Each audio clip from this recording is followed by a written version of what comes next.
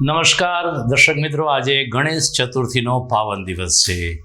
વિઘ્નહર્તા દેવ ગણેશજી એક એવા ઈશ્વર છે કે કોઈ પણ સુપ્રસંગમાં સૌપ્રથમ તેને આહવાન આપવામાં આવે છે અને ત્યારબાદ જ માંગલિક કાર્યો સંપન્ન થતા હોય છે. આવા ગણેશજી ધર્મનગર જુનાગઢ સહિત ભારત વર્ષમાં પધારી ચૂક્યા છે અને લોકો તેની આરાધના કરશે. ગણેશ ચતુર્થીની શુભકામના. તો સાથોસાથ આજે ક્ષમાપના પર્વ એટલે કે પર્યુષણ પર્વ છે. અમારા દર્શકોને મિચ્છામી દુક્કડમ.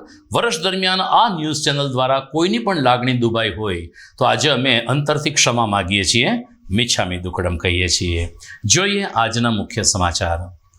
ધર્મનગર જૂનાગઢમાં વાજતે ગાજતે દુંદાળા દેવનું સ્વાગત કરતા ભાવિકો. ઈગલના ગણેશે ભાવિકોની ભીડ. તો અપના ઘર ખાતે 1111 મોદક યજ્ઞ યોજાયો. મહાનગરપાલિકા દ્વારા ભવનાથમાં અસ્થાયી રૂપે વિસર્જન કુંડ તૈયાર કરાયો.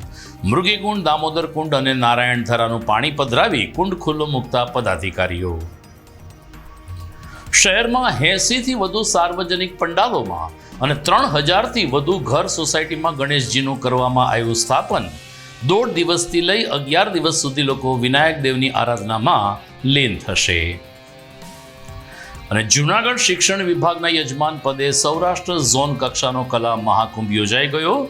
વિવિધ જિલ્લામાં પ્રથમ સ્થાને આવેલ સ્પર્ધકોએ દર્શાવ્યું પોતાનું કૌશલ્ય.